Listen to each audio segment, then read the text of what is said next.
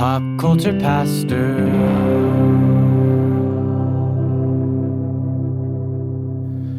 All right, Cody.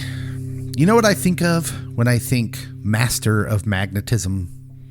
No. I think Training Day. Oh, yeah. Because if you make a speech in front of a classroom, terrifying. Just imagine what he could do with mutant powers. Move over, Fassbender. We don't need you anymore because we've got Denzel. maybe? Yeah, let's just get right into this. This is first I should tell you this is Pop Culture Pastor. My name's Dave. Cody's here. I am. And something we talked about, I want to say like a full year ago. Ages ago. Went ballistic this past week. Like it was new news. Like we were on the Kelsey podcast. Yeah. New news. But it's not. It's not new news at all. Rumors from the Hot Mic podcast suggested that Marvel Studios is eyeing Denzel Washington to play Magneto in the MCU's X-Men reboot. But isn't he in Black Panther? So there was some discussion on that. It's possible he may debut in that because a lot of the X-Men characters are going to be debuting In other things? yeah, as they bring them into the MCU world, right? The ones that are going to be in Secret Wars, this whole multiversal thing, are going to be like the old X-Men, not the 616 versions. And so, yeah, I don't think we're going to get the new X-Men in those movies, or maybe we will. I don't know. At any rate, there was some theorizing that maybe Denzel was going to be in Black Panther 3, but he misunderstood. Like he wouldn't be a full-fledged character in that he'd be like a in credits or, I don't know. Give Denzel all the money. Now, obviously, Washington's portrayal, if this were true, would mark a significant shift from the character's traditional Holocaust survivor backstory. So I did see someone post that they weren't sure if Denzel is cast, they weren't sure how they felt about it because race and religion are very vital to the backstory of this character. And then I'm like, well, you'd have to change the backstory drastically, but it could still be very important to this version of this character. Yeah. Well, let's just hop into this, Cody. It's time for another edition of should we race switch / gender switch / whatever switch this character, which it seems like we end up talking about from time to time. We do. And amazingly enough, we're not on one side or the other of the issue. We do it case by case, and we end up on both sides at different times. Mm-hmm. Our standing thought process is, does it serve the character, or are you making the character into a different character? Yeah.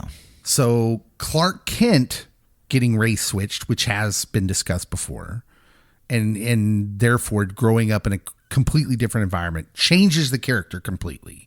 So why not just make him a different character?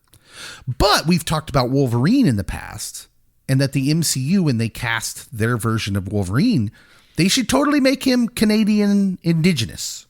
That'd be cool. Because it takes the existing things about Wolverine and just kind of enhances them, which is great. So we're going to let's talk about where we fall out on Denzel Washington's Magneto. So here are the facts. If they make Magneto a Jewish boy who grew up during the Holocaust and watched his parents die at the hands of the Nazis, he's going to be like 100 years old, which doesn't really work. Nope.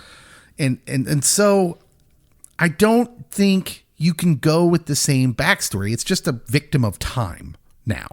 Unless you're going to make him say change his powers where he can live longer, which, again, you're changing the character too much. So from my point of view, and not only because I'm a huge Denzel fan, like Denzel almost pulls out and saves Gladiator 2. He tried his darndest. Which is the most ridiculous slop of a movie I think we've ever seen reviewed for this podcast. It's up there. But Denzel was great because he's always great. So the character of Magneto, if you're making him into present day, if he's going to be like around 50 to 60 years old in our time, It makes sense to make him a black man and say that he suffered some tragedy, his parents during the civil rights movement in Jim Crow South, civil rights, racial oppression, those sort of lines. It just makes sense to me. Does it to you? Or you can have him grow up in either a community where the Black Panthers were, or the Nation of Islam, because they definitely also had people discriminating and killing individuals in those communities. And so something around the 60s, 70s. Yeah, I mean, whatever you do with him, he needs to be extreme because of the tragedy he's lived through. Yeah. So that seems to work for me. Making Magneto African American and Denzel Washington, if they could get him, you just make room for that. You just make it work. There's some levels where the actor you get transcends and you're just like, okay, write it up. Now here's where it gets to be a problem. Because if it makes sense to make Magneto black, it almost makes sense to make Professor X black, and that's what Marvel is doing too. They want to make Professor Charles Xavier African American. Coleman Domingo has emerged as a top contender. Are you familiar with him? I am vaguely. Love him, actually. I kind of dig him as an actor. And he's already been the voice of Norman Osborn in the Your Friendly Neighborhood Spider-Man cartoon, which is not 616, so that's fine. Also, you don't actually see him, so it's not that big of a deal. Now, there's been a lot of chatter online, though, that doesn't make sense to make Professor X African American. And actually, I think that does too, because it doesn't really change the character. Because changing him doesn't change the character.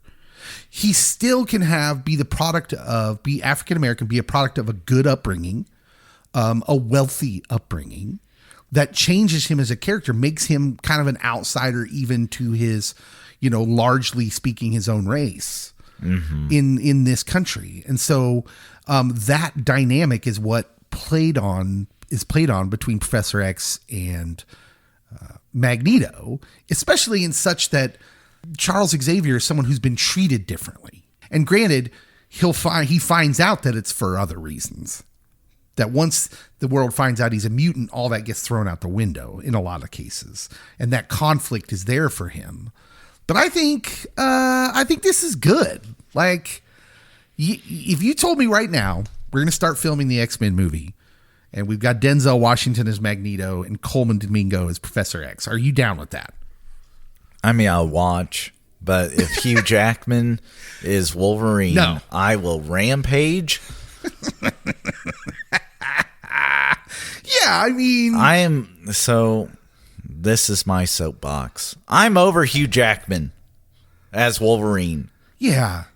He had the perfect send-off, and then we ruined it with Deadpool and Wolverine, and I'm over it. Like I said, that'll be a Secret Wars thing. The old X-Men, the old Fox X-Men are going to be over there, and that's what that's going to be. This we're talking about when the X-Men hit the 616. They're going to be younger. You know, I got beef. Okay, Cody's got beef. And if it's Hugh Jackman, I'm rampaging. I'm interested to know whether any of our listeners, what they think about Denzel as Magneto. We're here for it, for what it's worth. Quentin Tarantino. Q-tip. Recently expressed his admiration for the original Toy Story trilogy. It is a solid trilogy. He called the third film one of the best movies I've ever seen. He was talking on the Club Random podcast with Bill Maher. What? Yeah.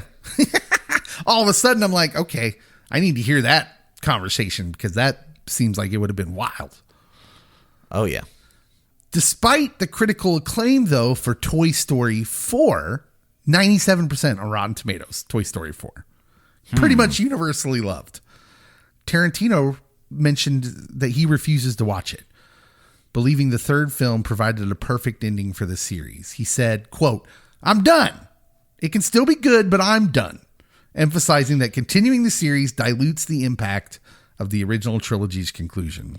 Thank you. Why do I feel like we're going to get a treatise on Rocky movies right now? Because we are. Oh, my goodness. Quentin is a man of principles, and I'm here for it. But can't we just skip Rocky 5? No. And understand that the Creed series has some good movies? If we don't do consistent cash grabs all the time, then yeah, we could have had a Creed series with a Rocky that still had brain cells. Michael B. Jordan needs to put food on the table, Cody. I'm here for Michael B. But I feel this with Star Wars, like, you should have stopped at the original trilogy. It was perfect, bud. Why did you go back? I mean, why? If the Rocky stuff infuriates you, then I'm loath to tell you about the next thing I heard about, which is that this past week, I just remembered this. This was the news story I was looking for. Oh. They're bringing a young Rambo movie. Nope. I'm with you. I'm actually with you on this because I think every movie after First Blood is a joke. Look, you're not going to find bigger Sylvester Stallone fans than the ones talking right now. Yep. We love Sly. We did a Legends episode on Sly. We did. But the worst thing he ever did was turn Rambo into an 80s action franchise. Because First Blood is a fantastic movie that's thoughtful and has a lot to say. It does. And it takes that real thing that it's trying to say and just punches it in the face and buries it face down in the mud with all those sequels and turns it into a cartoon. And I'm not down with it, Sly. Yep. Indiana Jones. Greatest trilogy of all time, arguably. And then they ruined it by making a fourth and fifth movie. And I had stayed true to my core values like Quentin until this podcast and had avoided the fourth one like the plague. I mean, who's the idiot, though? Because the fourth one was bad, and we went and saw the fifth one.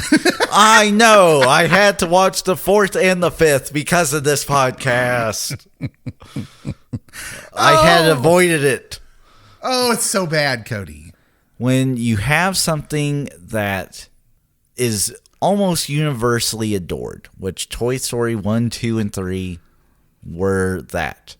It sounds like the fourth one didn't fall off, but at the same time, nice things come in threes. And just leave it alone. Just stop. Sometimes Cody resembles an old Midwestern woman. Yes. He's got all these sayings that Midwesterners say. Well, nice things come in threes. They do. That's why I love Cody. He's a simple man. Grumpy old men, grumpier old men. Like, yes. They never did grumpiest old men, and now we can't get it. And I'm okay with it. Because we don't have Walter Matthau and Lemon anymore. Yes. Like, they knew. We just had to stop. I like to think when we get to heaven that they made a grumpiest old men. And we get to laugh at it together with them. All right.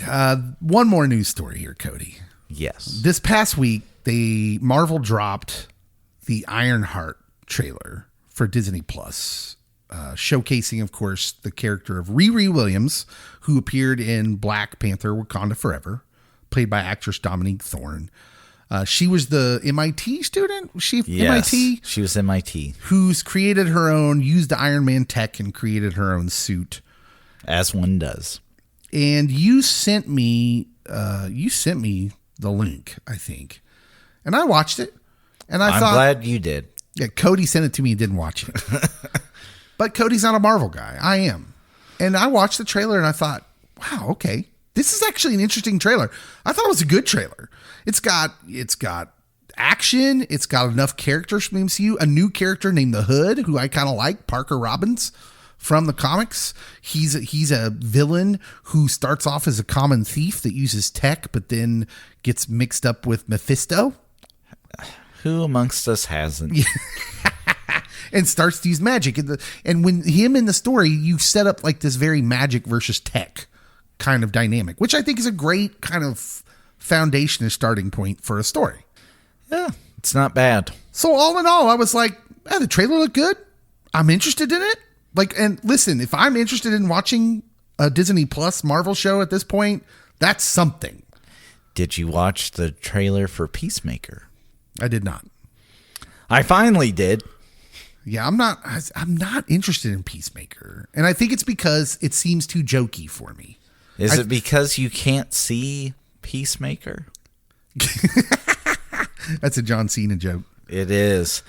Honestly, it is so many pop culture references just thrown in, and like you get a group of at least a couple within the group that really are nostalgic about their pop culture. And so I really appreciate those vibes.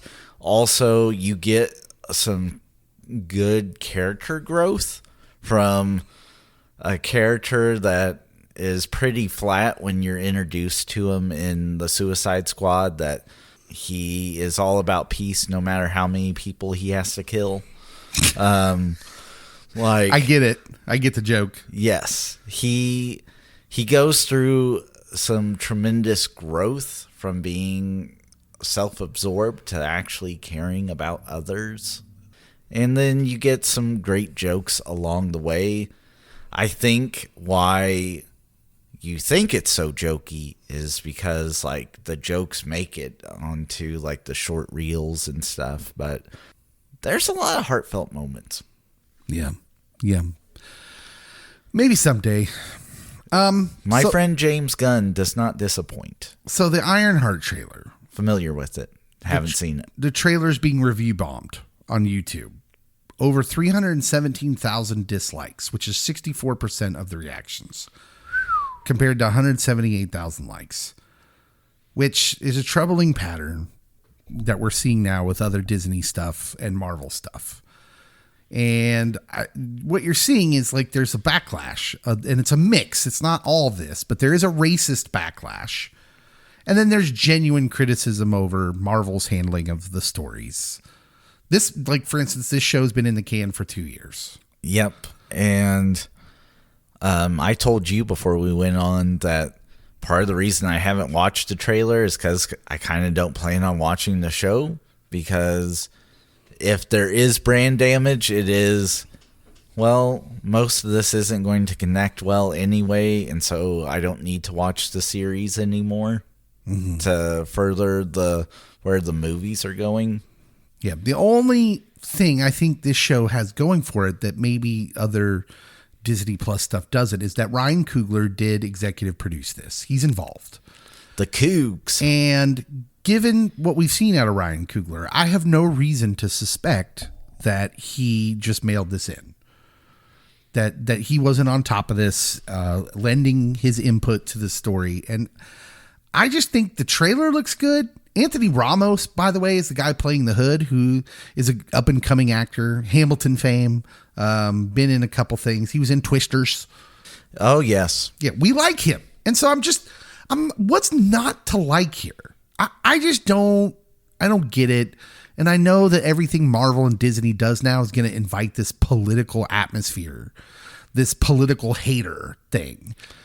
Honestly, I think the thumbs down thing that YouTube does, it either shouldn't show or it shouldn't be there at all. So I can see you voting thumbs down to adjust your algorithm. That like, oh, this is something I'm not interested in. So it doesn't get... It affects you. Yes. Yeah, so then it doesn't get suggested to you. And of course, YouTube's going to see like you and like 1,000 other people tend to like the same thing. So we're not going to suggest this trailer to this group of people. But this negative commentary and disapproving just sours property that could potentially be good. Doesn't really give it a chance, because now there's emotional baggage of people yelling on both sides, and it's like, well, I don't care about that. I'm not here for it, so I'm not going to watch it. Honestly, I'll tell you where I'm at with all this, Cody. Ironheart's not a character I grew up with. I have no emotional attachment to Ironheart. But when I saw the trailer, that I was telling you the truth. I liked it. I thought, oh, I'm interested in this. And I was kind of surprised I was interested in it, because usually a character I don't have an emotional attachment to, I'm not all that interested. See Secret Invasion. But I thought it looked good. And then when I saw all this happening, I'm just weary of it all, Cody. I'm just weary. And it makes me weary of the Marvel stuff. And I just keep thinking, is that it? Does this just work? Is the review bombing just work? Because are other fans like me, are you just weary of the Marvel stuff now? Because I want to be excited for Marvel stuff, especially stuff when I see the trailer and it looks good. But reading all this backlash and all this stuff, it just made me feel like, ugh, is this who we are now? Is this just how everything's going to be? Just get me to Fantastic Four.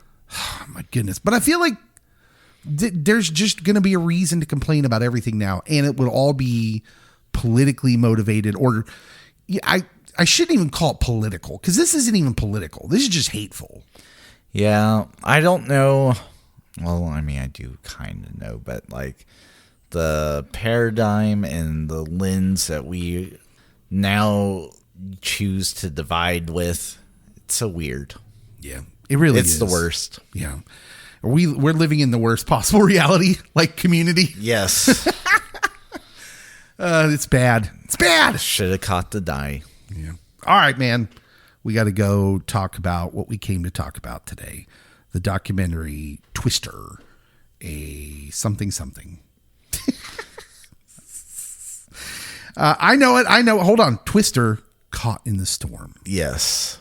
And we're going to get serious, because this is a serious subject. But very serious. It's a documentary everyone should watch, because it's got some really deep things to talk about in it. We'll be right back.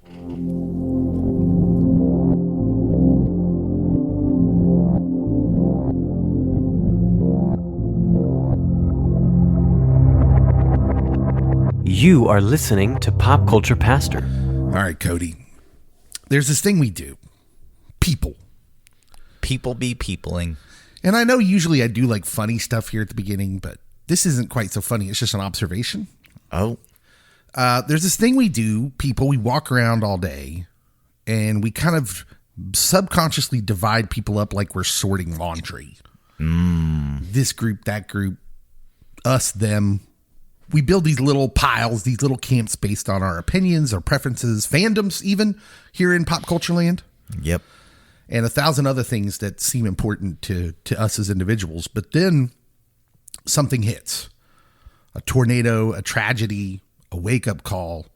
And suddenly you remember the world doesn't actually care about our little tribes. Nope. Because when the roof is gone and the walls are gone and everything you thought you were standing on is gone, all that's left is humans. Indeed. And I felt myself going through that while watching this documentary.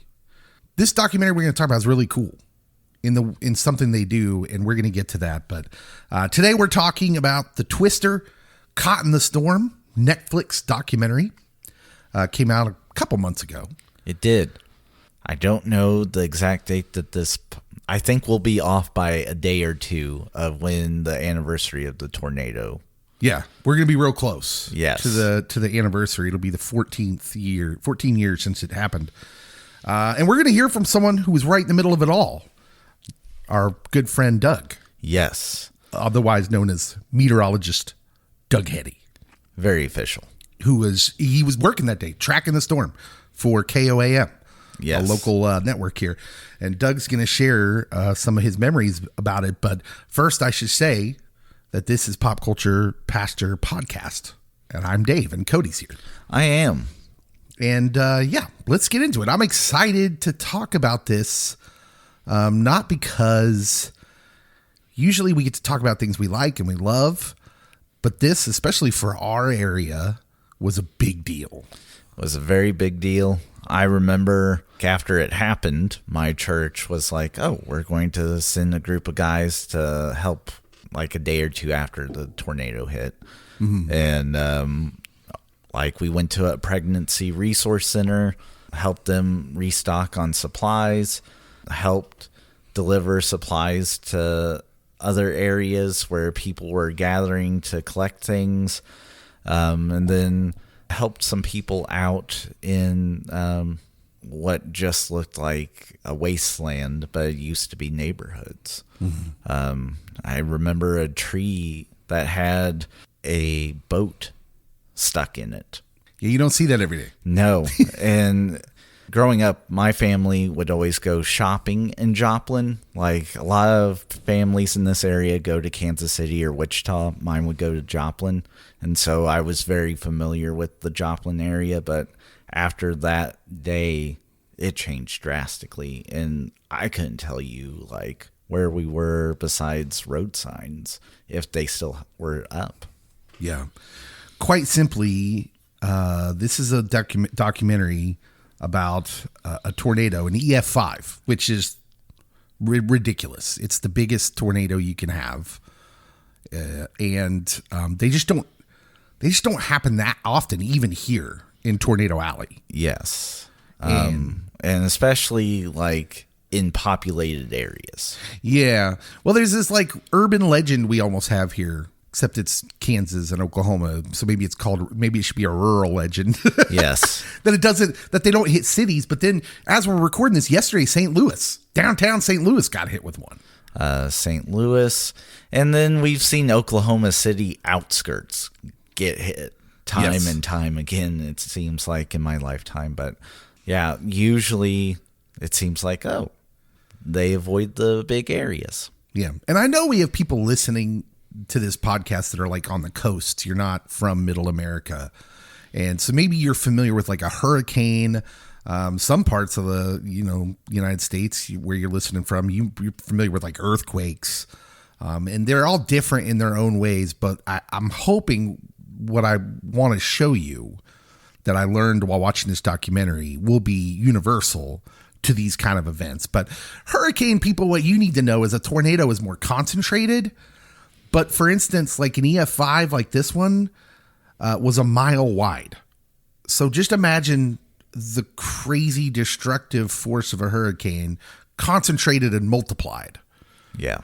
And in a smaller area, but in this case, smaller means a mile wide. And just anything in that mile is just going to be devastated. Oh, yeah. Like if trees are left standing, all the bark's removed, all the limbs are removed, and you usually just have like a toothpick. Yeah, it's crazy. In the aftermath of the Joplin one was unbelievable in that this mile wide or 1.5, nearly over a mile wide swath of what looked like it looks like an alternate planet. Like there's no vegetation. It's just all gone. But anyways, this is what Wikipedia says this podcast is about. Just the broad kind of description. On the evening of Sunday, May 22nd, 2011, an EF5 tornado struck the city of Joplin, Missouri, causing catastrophic damage to it and the surrounding regions. The tornado had a peak width of nearly 1 mile as it tracked through the southern part of the city. The tornado damaged an estimated 8,000 homes, becoming the costliest tornado in modern history. 158 people were killed as a direct result of this tornado. And listen, that is unheard of around here. Tornadoes are always bad. And you usually, if it hits like a little town or something like that, you'll have some fatalities. But we're talking like a handful. Nothing like this. And I can remember the night this happened, hearing the reports, and just everyone was just kind of devastated. It didn't just affect Joplin mentally. It affected a lot of places around here mentally because we just couldn't believe it. Because the odds of it hitting a city, the odds of it hitting anywhere are not that great. Mm-hmm. And so the odds of it hitting a town or a city are just on a direct hit like this are just not that high. And so most of us had never experienced anything like this. Obviously, as they're saying, this was the costliest one in modern history. So they interviewed victims of the tornado for this documentary. The director, Alexandra Lacey, told The Hollywood Reporter, quote, "It was a difficult prospect to find the characters and make sure that we were treating each one of them the right way and making them feel comfortable to tell their story. What really struck me was the lasting mental health impact on the folks there in Joplin. Oh, yeah. Every time the wind gets stronger or the sirens go off, it's really hard. End quote. And I'm hoping to explore a little bit of that while also giving us a reason for hope. Yes. Because Joplin's still there. They rebuilt. They did. They've thrived and flourished. I was going to say they've grown.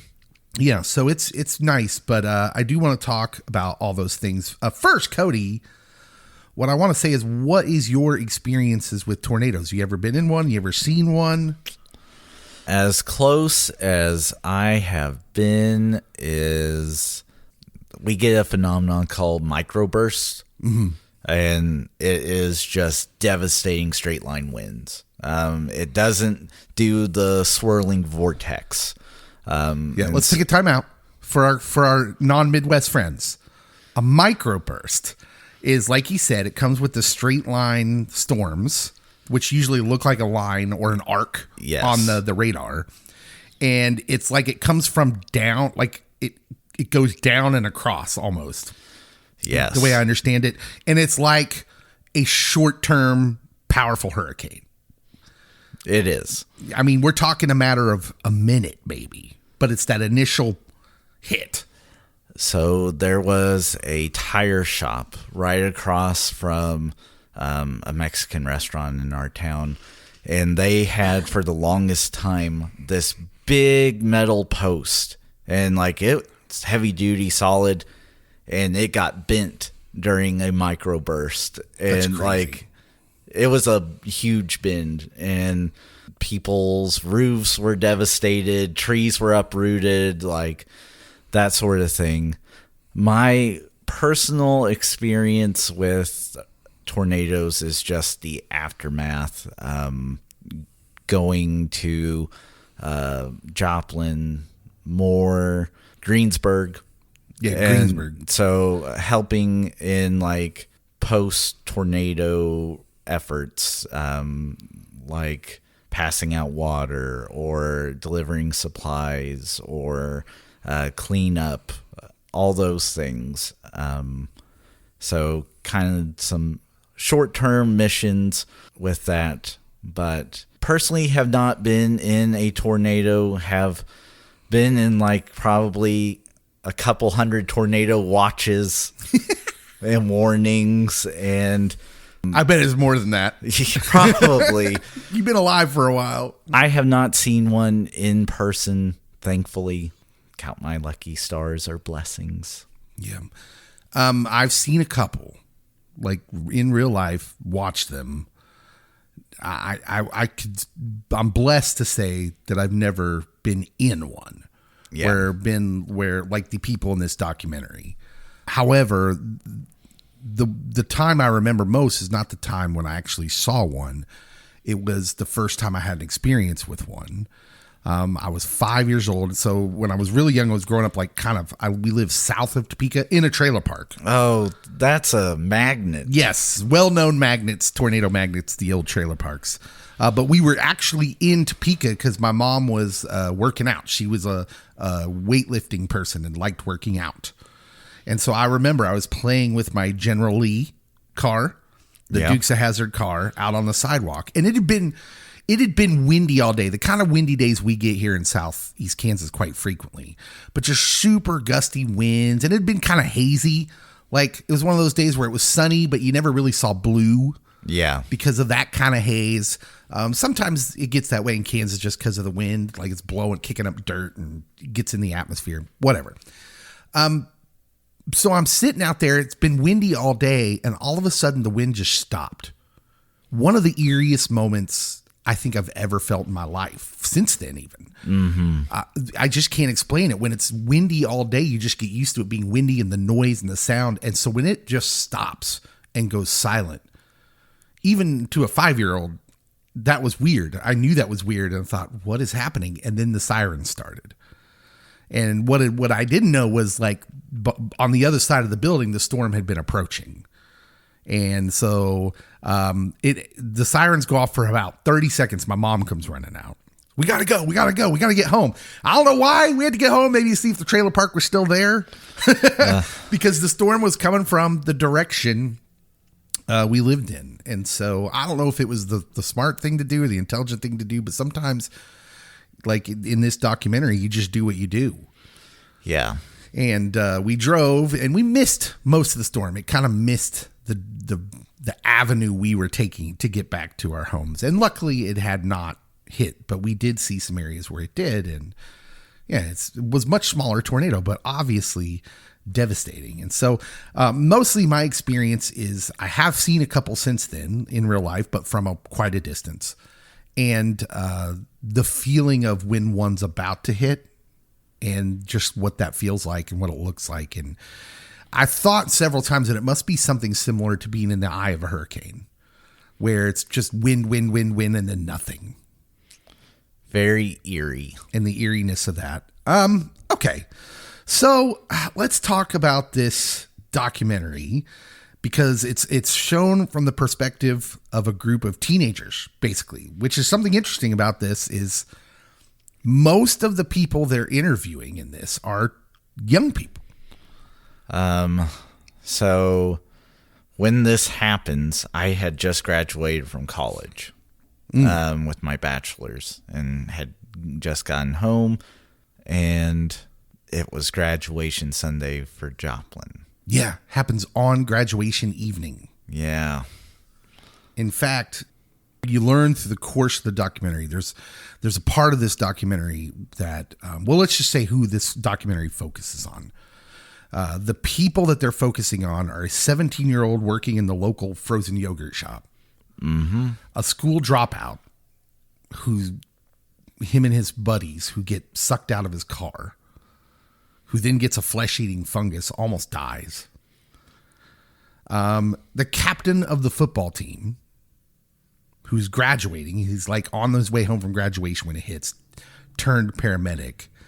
And there's also a character, someone, not a character, but a real person who's talked about a lot in this documentary. He was a budding YouTube star. Yes. Had early days of YouTube. He's got a huge following. His name's Will Norton. He's talked about a lot. Very popular kid, well liked. But a lot of these kids are on their way home from graduation when it hits. And Will Norton is one of them.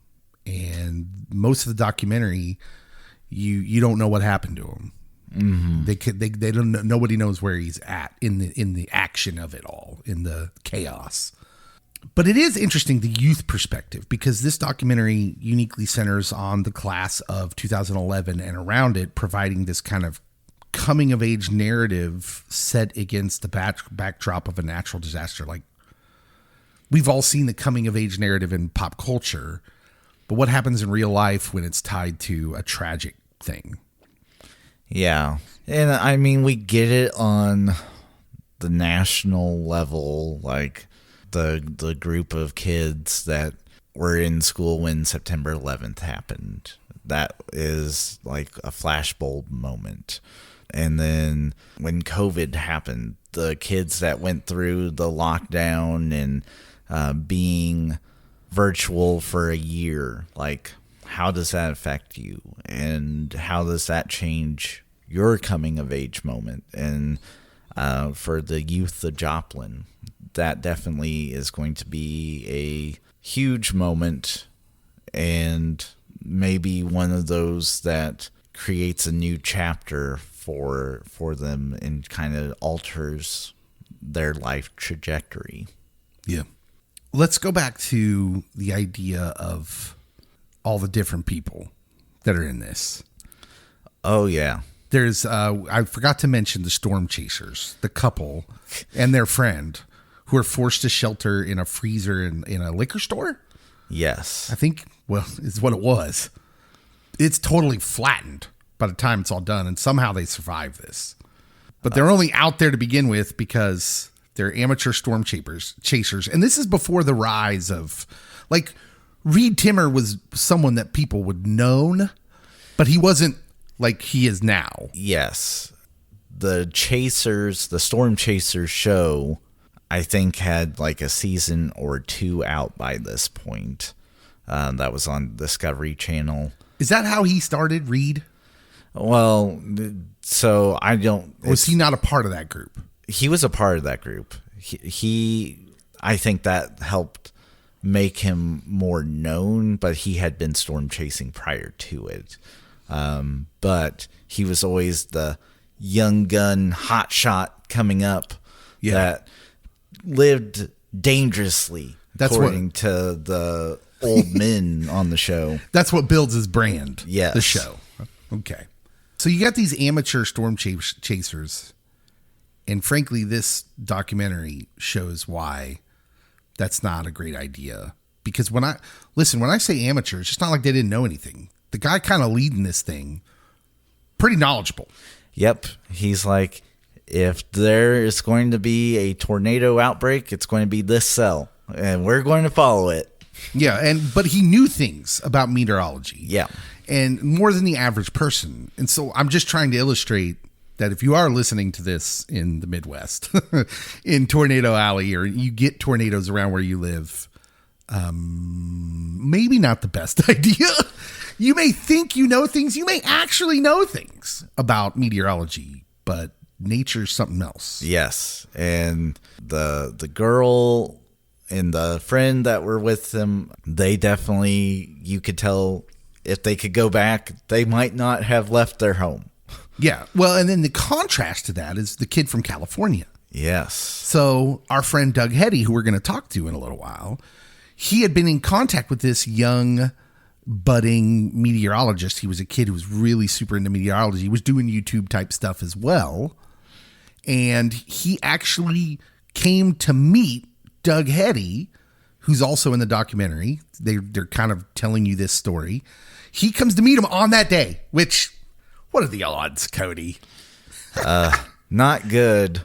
One part of the documentary that kind of frustrated me, because I don't think that everyone would have said this. I mean, I didn't grow up in Joplin, but I have been in Joplin when severe weather was happening around Joplin. That they're like, oh, the sirens go off all the time. Like, I don't think that they go off all the time. And that's totally Midwest thing. They do. And you talking about their lack of action? Their lack of action, I can definitely see. But like the sirens going off all the time, maybe 3 or 4 times a tornado season. That's not all the time. Yeah. The lack of action, like the only thing that was missing was after the kid asked the locals, is the locals going outside to see if they can see the twister. Right. Which I'm guaranteeing you some of them did. The big contrast between the kid from California, though, who is also like these amateur storm chasers in that he probably has a little bit more knowledge than the average person of meteorology. Yes. The contrast is when he sees what's going on, he goes back into the restaurant they were in, gets his mother and says, we need to go find shelter now. He gets scared. As he should. The amateur storm chasers weren't scared enough. Indeed. And that's why I think Oklahoma passed their bill that you have to be licensed through a university to storm chase in Oklahoma. So you could get like ticketed for that. I wonder how that works. I don't know how it works, but I know that during bad weather that amateur storm chasers have caused accidents and have put themselves in harm's way unnecessarily, and leave it to the professionals, kids. Yeah. One thing you see from this documentary real easily is the psychological impact of everyone they're interviewing. These were all young people when it happened. So now as they're interviewing them, I'm assuming this was made about 10 years. They were making it about maybe 10 years after, I suppose. Yeah. And so you're getting mid 20s to late 20s people now. And the thing you notice quickly as they're all telling their stories is they have PTSD. Every single one of them. They're all finding it hard to actually tell some of the experiences. They're fidgeting a lot. Some of them are crying, and it's just Like, it's hard. This is a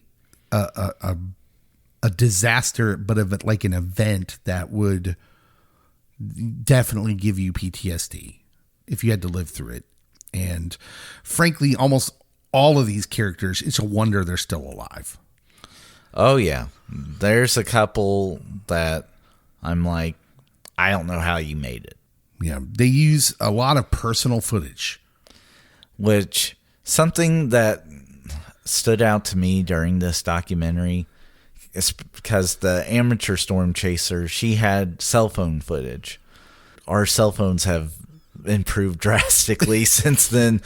But yeah, there's personal footage, personal videos, personal photos, and it definitely draws you in as a viewer and connects you on a personal level to the people and what they're talking about.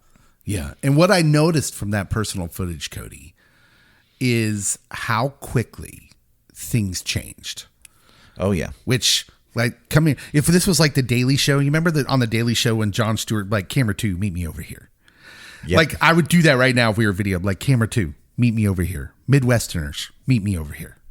You know that thing you do when the sirens go off and you go out to look at the tornadoes and then you brag about it online? We post memes about how awesome we are. This documentary proves that you've just gotten lucky.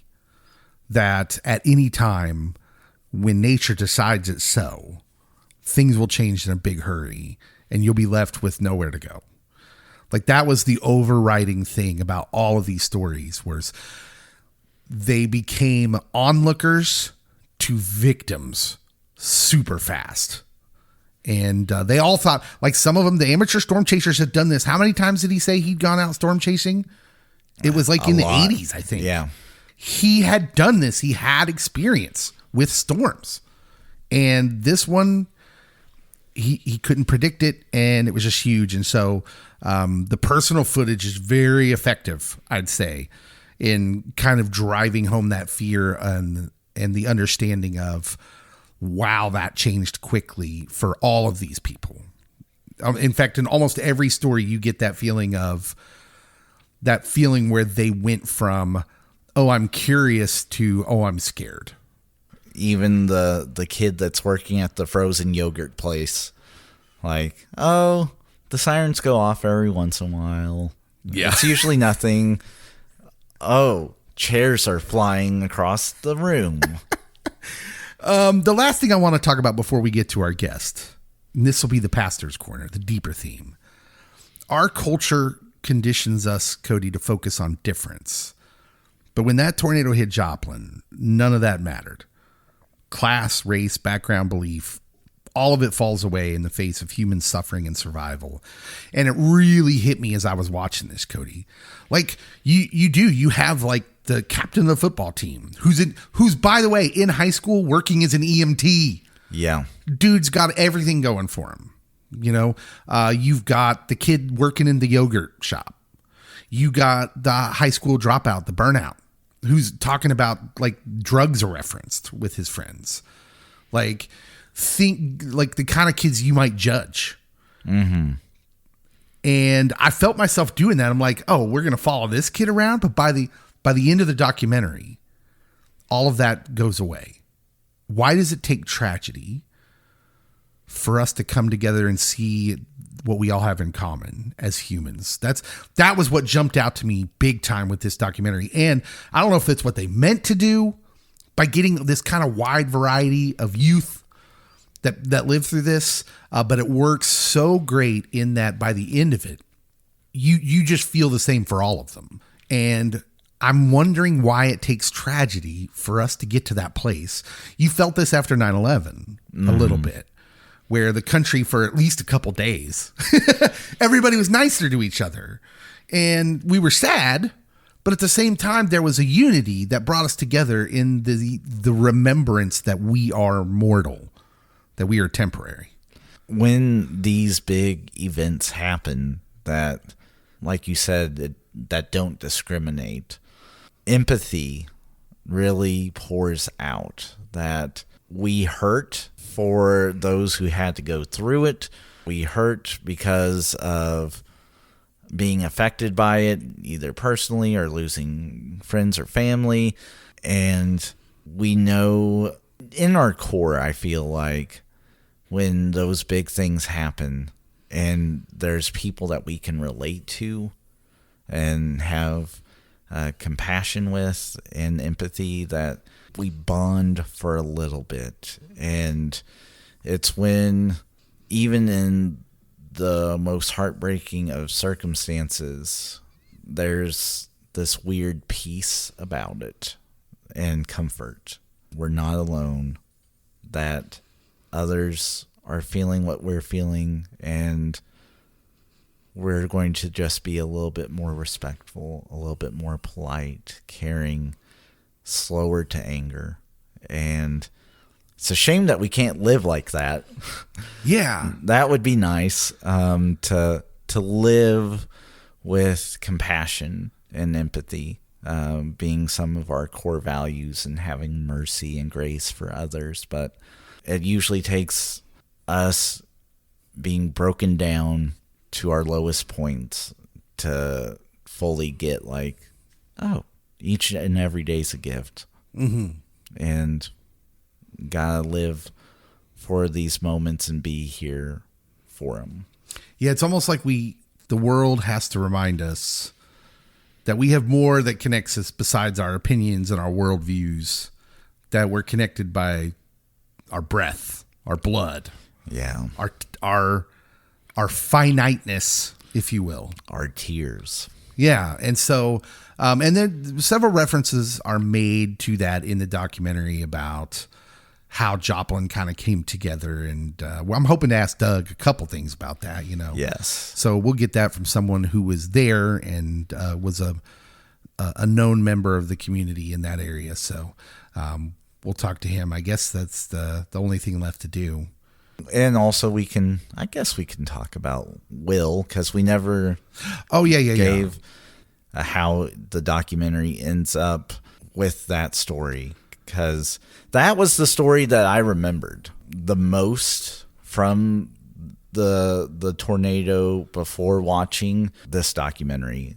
And I'm like, oh, Will was that kid, because I just knew it was a kid. You knew him as YouTube Kid. Yep. That like, oh, this was a heart-wrenching story. Mm-hmm. And it became more real with the documentary, because like I'm at an age where I'm more aware of others, not so caught up in my own self, and how tragic it is that when a young person loses their life. So yeah. And tragically, when he's that kid, that he was the kid that existed outside of this framework. Mm-hmm. So this framework they're giving you with all these different kind of kids who are in their own little places, they're divided by the crowds they run in and all this stuff. There's multiple of them that speak of Will. Yes. And how everybody loved him. He transcended, because of his kindness that you hear about in the documentary, these groups that we make, especially when we're in high school. So he was a special kid. And yeah, about halfway through, it took me about halfway through the documentary when I realized they keep talking about him, and yet we haven't heard from him to know where that was going. Yes. But it makes it all the more heartbreaking when they get to that part of the documentary. They tell you what happened to Will. And so, they've got a couple, I think they interview a couple people in his family members. Yeah. And they show footage from like the family on the news after the tornado, because they're still looking for him. Yeah. It's tough stuff. But yeah, it's all of that together. And it's highly encourage y'all to go watch the documentary. But right now, we're going to go to talk to a guy who was there.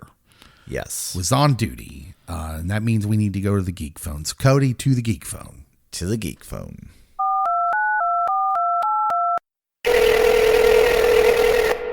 All right. We are here on the Geek Phone with meteorologist Doug Heady. Doug, it's good to have you back. Yeah, how you doing, Dave? Pretty good, pretty good. We watched this documentary, The Twister Caught in the Storm, on Netflix. You were a big part of this documentary. Like, you were on there. You A lot of the story you're telling is like kind of part of your day, but then also part of this young man who is on his way to see you, which I just can't believe the luck of this young man and his mom Yeah. flying in that day. That was a crazy part of the documentary. Um, but I thought I'd start off by asking how you got involved in this. How you got involved in this documentary and appeared on this. Did you know these people beforehand, or was this just luck? And so it was created by a company called Raw TV, and they're out of England, which it's funny because I know they speak English, but I can barely understand English people. And so it's like a foreign language to me. But so I got contacted about 2 years ago from this company saying that they wanted some of our footage and from that day, and they weren't planning on interviewing me at all. They told me that they were doing this Netflix documentary that was kind of focused around high school kids and then where they are now in life. And so they came to KOAM and they got, obviously KOAM sold them some of our footage from that day. And then from that, I didn't really hear from them for about a year. And then they contacted me. I did tell them about, I'm the one who gave them the Chad Crilly story. So they interviewed Chad. And then they came back to me last September and they're like, hey, the documentary's done, but we want something a little more. We want to interview you. So they flew out last September and interviewed me. And then it was just sitting and waiting for it to be done. Yeah, that's really cool. And like, yeah, what was the young man's name? I can't remember. It's been a while since I've watched the doc. Chad Crilly. Chad Crilly. And is he still wanting to be a meteorologist? Is he still on that road? Yeah, he actually is. Okay. We've always stayed in touch. We've seen each other several times since the Joplin tornado. He's 26, 27 now.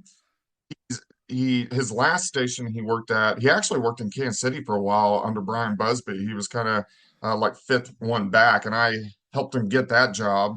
And then he was a chief in a little market called Dothan, Alabama, up to just a few months ago. And then he decided that he wanted to, like that generation does, he wanted to be a YouTube meteorologist and like a storm chaser. And that's what he's doing now. Awesome. Okay, because they didn't really elaborate on where a Yeah. lot of the people in the doc were at now, which I just really was really curious because something like that could shake a kid. Oh, yeah. Being in that situation. Um, let's turn to you because we got a lot of your kind of joint story with him and a little bit of your experiences. First, I want to say, was it difficult to revisit that day so many years later and on camera, no less? Yes, it was very difficult. You know, after the tornado, I probably got counseling for 5 years because, you know, you sit back and you think, man, what could I have done better? You know, we lost 161. How could I have made it better where we only lost 140 or something like that? So it took a long time to get through that. And then I never talked about the tornado, and that was really my first time. So that interview, I mean, in the documentary, I'm probably in it 10 minutes, but it was like a 5.5 hour interview, and we went through it over and over again. So yeah, it was rough. Man, that's wild, and you just assume that. But again, until you ask someone and hear their story, you don't know. So, what I'm hoping is that maybe this will be cathartic for you, because I don't want to dredge up anything that you've taken time to get put away in the proper way. But since we heard a lot about you and this young man's story, I just thought it'd be interesting for especially a lot of the people that listen to our pod are here in the 4 states area where you're so well known. What I really wanted watching the doc was your memories. Like, could you just like kind of walk us through that day and what you remember and how it impacted you? Sure. You know, but prior to like, I remember all the way back the May 4th, 2003 outbreak. That was kind of my first severe weather outbreak. I remember that was on a Sunday as well. And I remember sitting there on that Friday and I was like, oh my gosh, we're going to get rocked on Sunday. Well, going into the Joplin tornado, it did not look like that.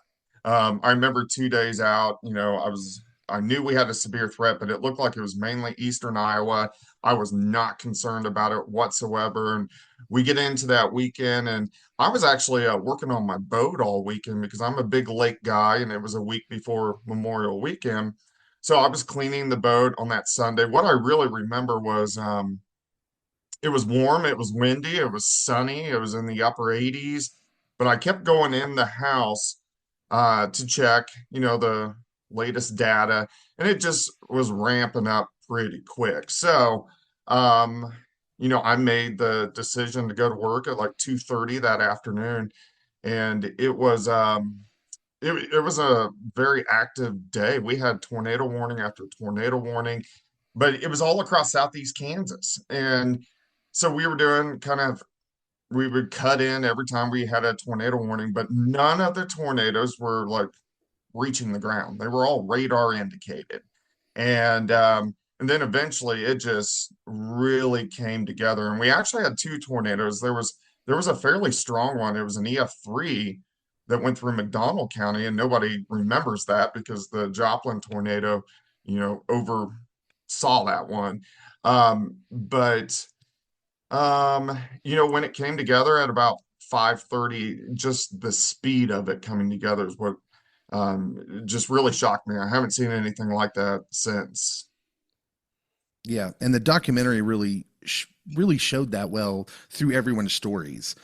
We talked a little bit about it on the pod before we came to you, which is they do a good job through the interviews of just how fast things change for everybody. It really did, so when we always say we have live radar. I mean, nobody has live radar. You have to wait for everybody for the scan to come through. And back then was before we had dual pole radar. And so like our radar nowadays, I'm sure if you watch severe weather coverage, we can look at velocity all the time, and we have a correlation coefficient which shows debris. And we didn't have that back then. We just had straight radar. And so the radar would scan a storm. And so live radar, you would get a new scan about every 3 to 4 minutes. And the scan right before the tornado developed, two storms were merging. It just looked like two supercells. And then the next scan, there was a debris ball. So it was like, what in the world happened in that 3 to 4 minutes? Yeah, and if now my knowledge is real rudimentary, but usually when you have two cells that come together, it doesn't produce a tornado. Am I correct in that? Usually, yeah. Sometimes usually when you get two cells that come together, their energy is kind of dispersed over a larger area, so it's not quite as potent. This was just the perfect storm, but I've never seen two cells merge since that produce a tornado. Man. What do you remember most vividly in the days that followed the tornado? And how did your role as a meteorologist kind of shift after that storm, if at all? Yeah, as we went through that night, obviously, I remember Dow quick. He came in, also his day off, and we were on air until, midnight or so. The biggest thing I remember, so when I went home, I was standing in the driveway, and this is about 1 o'clock, 1:30 in the morning. And I remember looking up, and it was crystal clear blue skies. I could see the stars and no wind. And I remember sitting there thinking, my gosh, how did we just have an EF5 like 7 hours prior? And then that whole night, I never went to bed. I was doing interviews because became a worldwide story so fast. I was doing interviews for France, Italy, England, on the phone all night long. And then when we hit daylight, I was like, okay, I'm gonna go down here and see it. So got in the car and drove down there. And this is before the National Guard got in. So I was able to drive through everything. The biggest thing that really shocked me was um, I was on Main Street and I could see St. John's Hospital. And I was immediately thinking, I've never been able to see St. John's Hospital from where I was, but there were just no trees. Hmm. And so that was absolutely crazy for me. But At that week following, it was just madness because, the media, so much media was there. We used to call it Media Row because there were so many satellite trucks. Um, it was just kind of a whirlwind. And to be real honest, because every story was about the tornado, it wasn't until about August that I was able to kind of sit back and realize what happened. It took a few months for me to even just register what happened. Yeah. Yeah, imagine. You talked about how quickly it went up that day, and I've lived in Kansas my whole life, so tornadoes are just kind of a fact of life here. And I remember, so I was at a movie in Iola, Kansas, Uh-huh. if you're familiar with where that is, and apparently, Yeah. while in the time I was in that movie, a couple hours, because it was sunny, it was a beautiful day, like you said. The storms had formed just east of us Yeah. and had rolled through. And by the time we came out, we were hearing, and then you get home and you see all just like, foreign, just things that are foreign to us because we've seen tornadoes, but you're just not used to these big ones. And then these big ones hitting a town like that. And so that's what I remember most was just the devastation and just thinking that looks like a war zone, Oh, not a yeah. not. And then of course, you start to hear about the numbers, which early on that first 24 hours, it was kind of all over the place. There were some drastic numbers being thrown out, and it scared everybody, I think. But so I was really interested in what that was like for you, and of course, it makes sense that it was a whirlwind. You didn't even get time to think.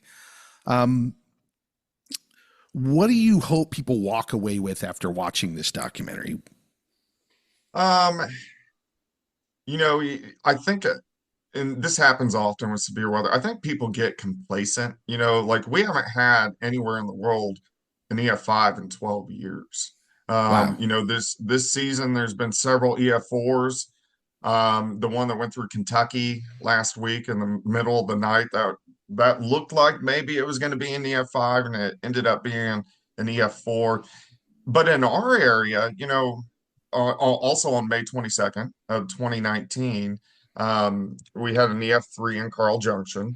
We've had a lot of little tornadoes this spring and a little tornadoes last spring, but we haven't had a big one in the viewing area for a while. So I always want people to just take every storm seriously because um, it's going to happen again. Doesn't mean it's going to happen in Joplin, but somewhere in our area is going to get another EF4, EF5 in the years to come. Yeah. And that's great advice, I think. And just again, I think about those young people, especially like we talked a lot about the amateur chasers, and we call Mhm. them amateur, but that guy had like chased, I don't know how many he said it was like over 60, and he had some Yeah, knowledge. It wasn't like right. he was just going out there shotgunning it. And even then, when nature decides that it's going to turn, your knowledge kind of goes out the window. And I thought the documentary did a good job of showing that. Is there any way that tornado warnings and forecasting has changed? You mentioned the technology a little bit earlier. Is how much better are we now? Um, well, due to the Joplin tornado, uh, they started making tornado emergencies. So because of the Joplin tornado and because it went through a metro area, things did change. So nowadays, we have like tiers of tornado warnings. So, and you can even notice this when we show it on TV. So when we have the red box, like a bright red box or polygon is what it's called, is a radar indicated tornado warning. And then the next tier is it will go to a very dark red box, like a maroon box, and that is a tornado warning confirmed on the ground. And then the next tier after that, it goes to a purple box, which is a large destructive tornado. And then a bright purple box is the next tier, which is the PDS, particularly dangerous situation, or the tornado emergency. So that all occurred because of the Joplin tornado. So that's great. Since then, radar products are better. We have dual pole radar. So prior to that, the way the radar beam would work is it would sweep horizontally through a storm, but with dual pole, it sweeps horizontally and vertically. So we get a much better picture what's going on. So technology is much better. I would say the downside with severe weather is we storm chasers are great for us, um, because we get some eyes out there. But so many people want to be a storm chaser now, and with the movie, I guess the second Twister movie that came out last year, Mhm. we have so many people out there, but so many of those people aren't um, educated to do it. So that's a little bit scary. But and then nowadays with social media, you have Joe Schmo out there who, you know, is posting a map just to get clicks and just scares everybody to death. So a big part of my job, I feel like now, is just holding people's hand through anxiety, trying to get them through severe weather events. But yes, thankfully, technology is much improved, but we are a long, long ways off, probably not in my lifetime, being able to predict exactly when and where a tornado is going to occur. Yeah. Well, you mentioned holding people's hand. I don't know if you know this about yourself. I suspect you do, but to the four states area, to our area, which is Kansas, Missouri, Oklahoma, Arkansas, to Mhm. the listeners, Doug is sort of a legend. There are memes, there are all these things, and it is exactly that because when bad weather hits, so many people turn to Doug. And so I just want to affirm you to say that that's not a small thing. Just hearing you talk about storms gives people comfort, that they feel like they know where they are on what's going on. And so yeah, it's hard to explain to people outside the area, but Doug is such a big part of this area. He's probably one of the most well-known people in this area, and it's all because of this. It's all because of when bad weather hits, and even beforehand, people are tuning into Doug, to his YouTube, to KOAM. And so it's good stuff. Doug, I have one more question, if you don't Sure. mind. If you could get every household to do one thing differently when it comes to storm preparedness, what would it be? Storm shelter. Um, you know, it, I'm never at my house, obviously when there's storms, but I got a storm shelter just for my wife and my dogs because Yeah. my little French bulldogs. But um, you know, that's that was one thing that when I moved from Kansas City, everybody has a basement. And when I moved down here, I was like, why doesn't anybody have a basement? And I figured out real quick, you got Table Rock Lake, it's rock. I mean, you Mhm. dig and you hit rock, so it's too expensive for basements. But I do think the Joplin tornado did help that aspect where people actually have a plan. Like this past Monday, it was a very hyped event, and thankfully didn't have huge tornado outbreaks, but they were letting schools out early. So I do think that is a positive that came from it, that people seem to have a plan now. Yeah. And after that, that reminds me, after the Joplin tornado, I know in this area, the little concrete shelters they sell now, those Mhm. became real prevalent. You'd see those around. Those work. Those aren't Yeah, scams. the one we have in our garage, it's one that it's only like 5 by 5. I mean, you could fit 5 people in there, but that's good enough. But it bolts deep into the foundation of the house, and it's like a metal box, but it will take an EF5. Wow. Okay. All right. Well, there you go. Oh, Uh, let me say this real quick. yeah. It's made by Atlas Storm Safe, so I'm going to give them a plug. Yeah. Awesome. I will look into it. We have a basement, but it's not like a finished one. And I Right. don't know that we'd want to go down there. We would if it got, yeah, if we had a real tornado coming, we would for sure. But we are lucky enough to have that. Doug, Meteorologist Doug Heady, thank you so much Absolutely. for coming on. Tell people where they can find you on YouTube. Yeah, so if you search Meteorologist Doug Heady, I do a daily YouTube every single day. And one thing I like about the YouTube is I can do whatever I want. So I do a lot of long range forecasting stuff. And of course, I'm on TikTok, Facebook, Instagram, all that stuff too. Awesome. Thank you so much, Doug, for coming on. We sure love the your thoughts on the documentary and that day, and we appreciate your time. Absolutely, Dave.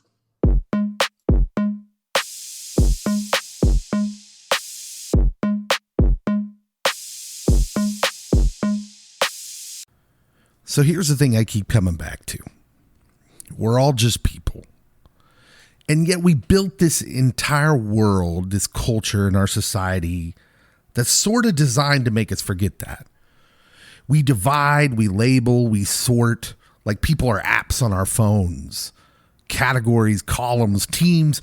But then something happens, like what happened in Joplin that day back in 2011. And suddenly those labels fall away. And we're reminded that what really connects us isn't opinions or politics or who we think should play Magneto. It's breath, blood, a beating heart. This documentary, The Twister, Caught in the Storm, it's more than just a weather story. It's a human story. And the people in it, they come from different walks of life, different stories, different mistakes and triumphs. But when the sky fell in, none of that mattered. And they stood together in the rubble. So I guess what I'm saying is maybe we shouldn't wait for the sky to fall to start seeing each other again. Maybe we should start now, today, with the people right in front of us. I want to thank Doug Heady for coming on and hanging out with us. I want to thank you for listening to Pop Culture Pastor, the podcast. And I will end in the words of Jerry Springer. Take care of yourselves and each other. We'll see you next time.